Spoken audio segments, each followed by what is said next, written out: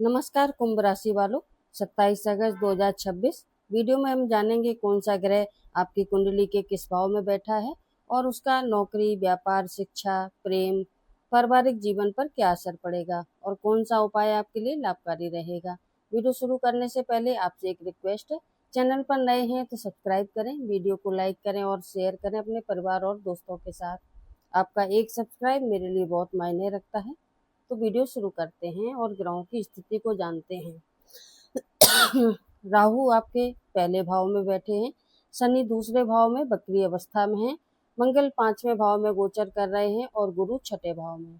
शुक्र की बात करें तो आपके आठवें भाव में है और आपके सातवें भाव में तीन ग्रह हैं, सूर्य, बुध और केतु। चंद्रमा पहले हिस्से में 12वें भाव में रहेंगे और उसके दूसरे दोपहर के बाद आपके पहले भाव में आ जाएंगे। राहु की बात करें तो पहले भाव में बैठे हैं और आपके व्यक्तित्व में बड़ा बदलाव दिखेगा। राहु आपकी राशि के पहले भाव में बैठे हैं, इससे आपके अंदर कुछ बड़ा करने की बेचैनी बढ़ सकती है। आप पुराने तरीके को छोड़कर नया रास्ता अपनाना चाहेंगे, लेकिन ध्यान रखें, राहु जल्दबाजी और भ्रम भी पैदा कर सकता है। इसलिए किसी के कहने से केवल नौकरी छोड़ना, इन्वेस्टमेंट करना आपके लिए उचित फैसला नहीं रहेगा। भावनाओं में बहकर कोई भी बड़ा डिसीजन ना लें। आपकी सोच अलग होगी और महत्वाकांक्षा मजबूत रहेगी, लेकिन सफलता के लिए नई स्ट्रेटेजी जरूरी है। नौकरी और करियर की बात करें तो नौकरी करने वाले लोगों के लिए दिन मिश्रित है लेकिन महत्वपूर्ण। सातवें भाव में सूर्य और बुध का प्रभाव करियर में मीटिंग, बातचीत, इंटरव्यू, क्लाइंट डील और अधिकारियों से संपर्क बढ़ा सकता है। अगर नौकरी बदलने की सोच रहे हैं तो अवसर दिखाई दे सकता है, लेकिन ऑफर की पूरी शर्तें पढ़ें, उसके बाद ही कोई डिसीजन लें। बुध और सूर्य का प्रभाव आपकी कम्युनिकेशन स्किल को मजबूत कर सकता है, इसलिए इंटरव्यू, प्रेजेंटेशन, नेगोशिएशन में अपनी बात स्पष्ट तरीके से रखें। सरकारी नौकरी की तैयारी कर रहे हैं तो अनुशासन और रिवीजन आपके लिए विशेष लाभदायक रहेगा। रिवीजन करना बहुत ही अच्छा रहेगा आपके लिए। अब बात करेंगे पैसे की। धन के मामले में शनि दूसरे भाव में है और इसका सीधा संदेश है, कमाई के साथ बचत और फाइनेंशियल डिसिप्लिन जरूरी रहेगा।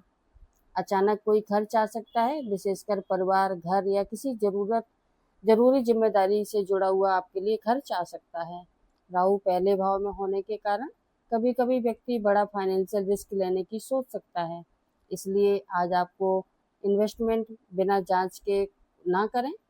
पार्टनरशिप में या कोई बड़ी रकम उधार देने से बचें। हालांकि गुरु का प्रभाव आपको विरोधियों और आर्थिक दबावों से निपटने की क्षमता देता है।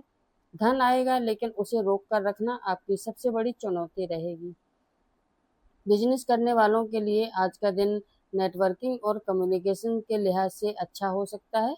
नए ग्राहक, पुराने से संपर्क या किसी दूसरे शहर से बिजनेस अपॉर्चुनिटी मिलने की संभावना बन सकती है।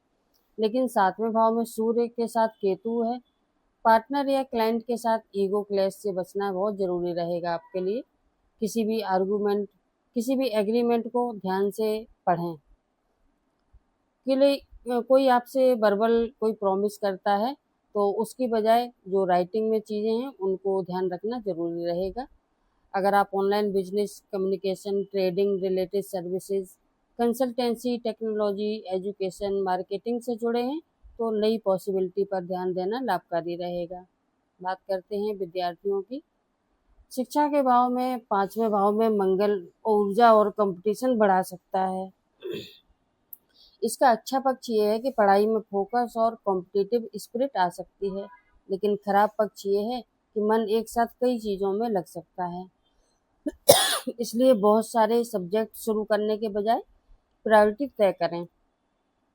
कॉम्पिटिटिव एग्जाम की तैयारी कर रहे विद्यार्थियों के लिए प्रैक्टिस टेस्ट, रिवीजन और टाइम मैनेजमेंट सबसे ज़्यादा महत्वपूर्ण रहेगा। अगर आप technical, communication, management, research related education में हैं तो मेहनत का अच्छा परिणाम मिल सकता है।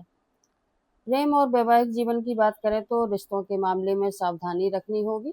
सातवें भाव में सूर्य और केतु का प्रभाव कभी कभी रिश्तों में दूरी, मिसअंडरस्टैंडिंग या ईगो की स्थिति बना सकता है।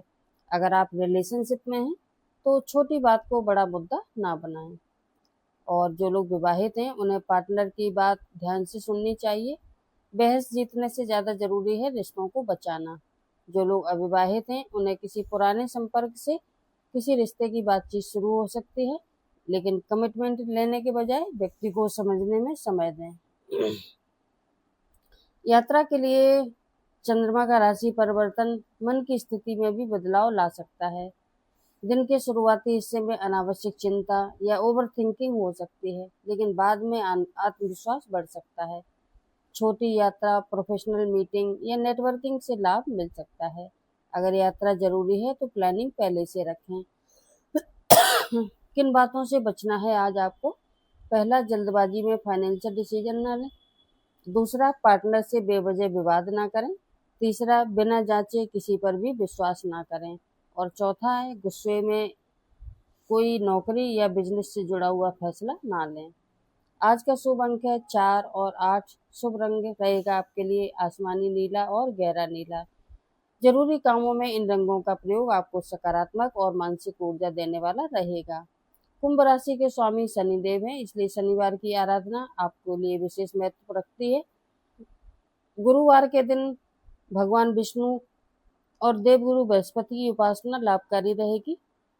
आज एक सरल उपाय है, सुबह स्नान के बाद भगवान विष्णु का ध्यान करें और ओम नमो भगवते वासुदेवाय मंत्र का 108 बार जप करें। इसके बाद जरूरतमंद व्यक्ति को अपनी सामर्थ्य के अनुसार पीली वस्तुएं या भोजन का दान करें। शनि कृपा पाने के लिए शनिवार को काले तिल या उड़द की दाल का दान करना शुभ रहेगा और किसी जरूरतमंद व्यक्ति की सहायता करें। कुल मिलाकर कुंभ राशि वालों, राहु आपको बड़ा सोचने के लिए प्रेरित करेगा।